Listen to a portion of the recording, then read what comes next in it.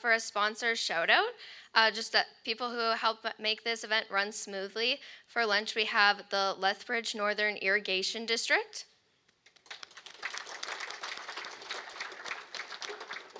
And the Lethbridge Lodge.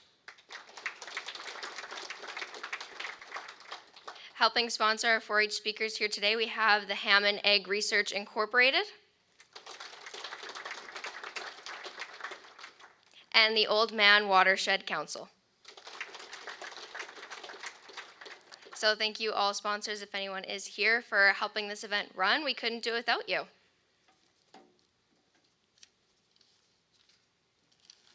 Next up, and last but definitely not least, we have Senya Hietamaa. Sure, close enough. Is 13 years old and is with the Borderline 4-H Multi-Club. Senya is in her 5th year of 4-H. Senya Hietamaa, sure. Let the magic begin. Let the magic begin, Senya.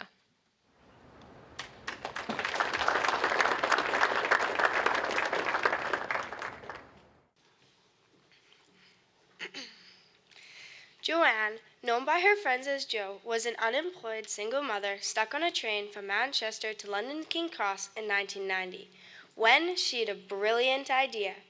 Good afternoon, Madam Chairperson, ladies, gentlemen, and fellow 4-H members. Joanne began scribbling down ideas on scraps of paper that she would later use to write the greatest novels of all time. At least, that's what I think. Over the next 5 years, she moved around from Portugal and back to the UK, where she worked as a teacher, writing whenever she had a chance. The first book was published in 1997 under an alias. She used a different name because she intended the books to be targeted for young boys, and her publisher didn't think they'd want to read a book by a woman.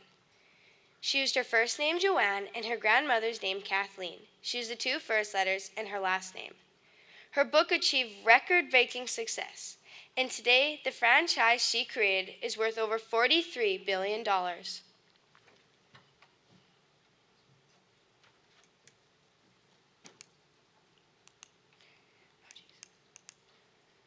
J.K. Rowling has created an entire imaginary world that is enjoyed by all ages around the world.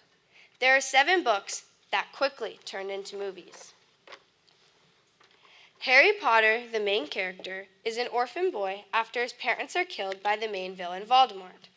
He is sent to live with his snotty Muggle aunt, uncle, and cousin. Muggles are non-magical people. They make him sleep in a cupboard under the stairs and never tell him how his parents were really killed. He starts getting magical abilities as he gets older.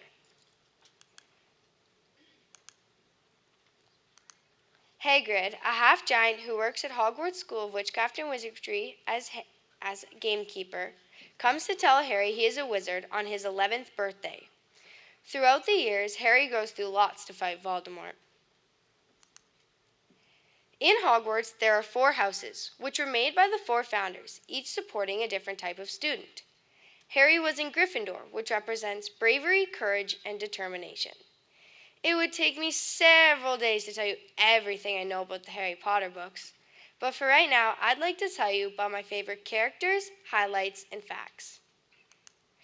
Harry Potter's best friends who we meet at Hogwarts are Hermione Granger and Ronald Weasley. Joanne based Ron off one of her best friends, who is very funny and deeply loyal. Hermione was originally based off herself at 11 years old, but as the books went on, Hermione gradually changed into an imaginary person Joanne made up. My favorite character is Luna Lovegood. She is in Ravenclaw, which represents wit, learning, wisdom, and creativity. She is my favorite character because she's a little weird and doesn't care what other people think.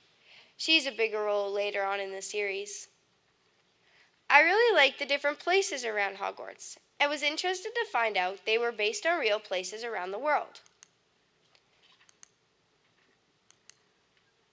Joanne based the train to Hogwarts off the train she first started writing the books on. The way to get to the platform is running flat out to a wall between platforms 9 and 10.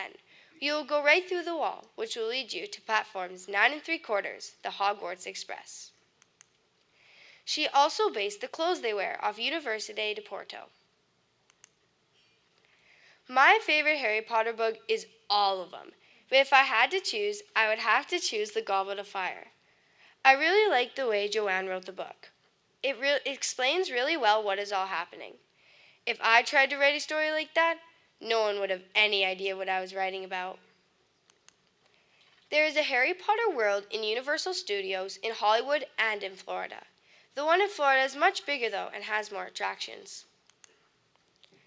Some of the signature things in Harry Potter are the wands, the glasses. Harry's glasses are big round glasses that he wears throughout the series, and the owl. Harry's owl headwig is loved by many fans. One of my favorite things in Harry Potter is the creatures. Some are scary and some are cute or interesting. I'd like to tell you about some of these creatures. An acromantula is a giant spider.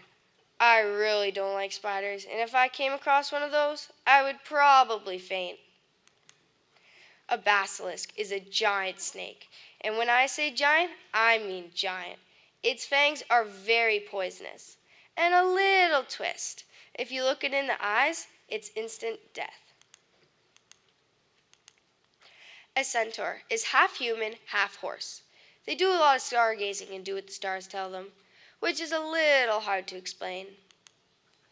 Dementors are hooded creatures that suck all the happiness out of you. Those would be really scary to have in real life. But there is a way to get rid of them. The only way to ward off a Dementor is the Patronus charm that you can cast off your wand. A Thestral is a skeletal horse-like creature that is only visible to people who have seen death. Harriet and Luna are among those who can see them. Hippogriffs are half horse, half eagle.